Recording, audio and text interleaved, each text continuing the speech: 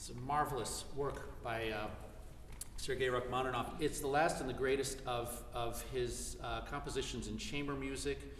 We all know that he didn't write very many of them, but this is a large formal work, and it's one that we've been championing for many years.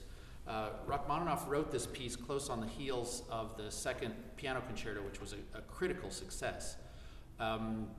Prior to that, he wrote very little for 3 years. In 1897, his first symphony was a complete flop. In December, there was a performance in St. Petersburg, and César Cui wrote things about it, referring to it being a programmatic piece in the Seven Plagues of Egypt, and speaking about applause from the denizens of hell and other nice things. Those Russian critics really knew how to put you in your place. Anyway, this piece I like to think of as a kind of a story of that period of time where he triumphed over the adversity of being utterly destroyed by the disaster that was his first symphony. I mean, I think it's a wonderful piece, but critically at the time, they took advantage of I think a weak performance perhaps, and he needed a psychiatrist. Well, then they called them hypnotists.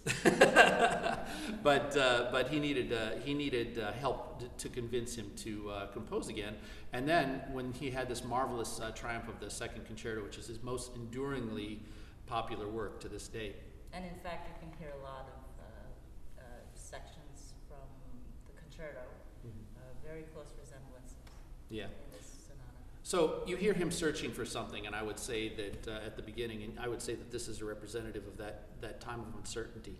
And then there was a period of time where he had to persevere, and there's a risoluto quality to some of these theme groups in here that, let's just give them a little demonstration. This is a Komoto from the first movement.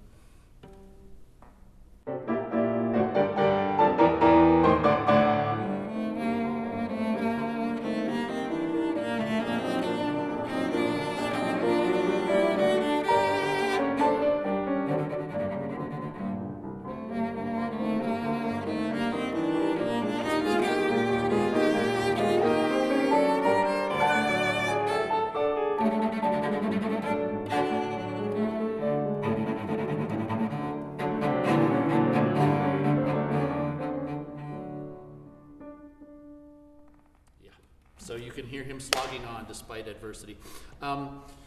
This piece, the first time I heard it was actually in town here, and it was my teacher-to-be from the Juilliard School came and did a performance in Lutkin Hall.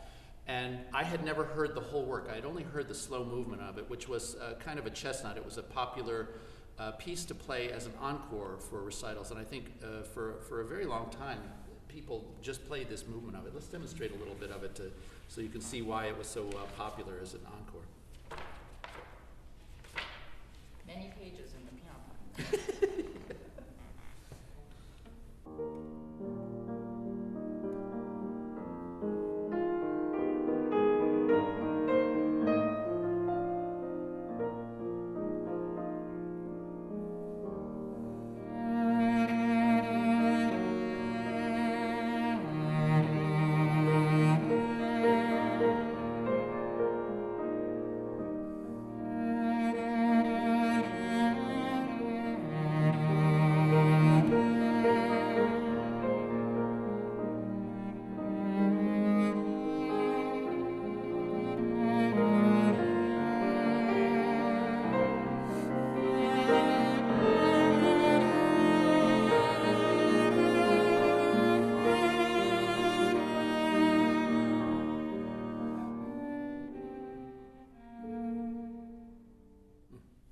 It's such a beautiful piece of music. You can see why it was a huge favorite.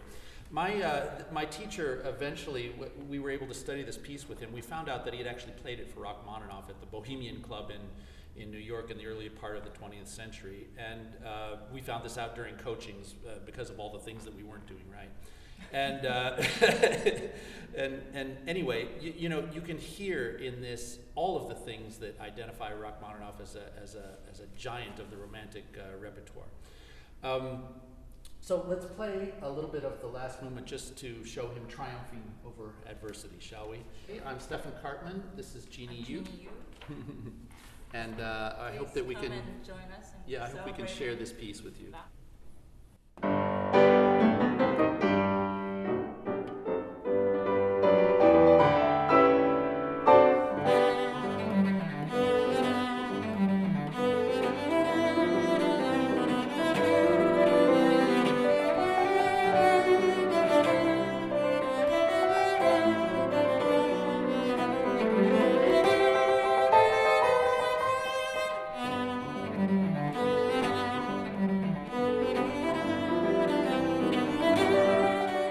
We will be performing the Rachmaninoff Sonata as well as J.S. Bach's Suite for Solo Cello No. 2 in D minor and Beethoven's Magnificent Sonata in A major, Opus 69, on the University of Wisconsin-Milwaukee campus in the Peck School of the Arts Recital Hall at 7:30 p.m.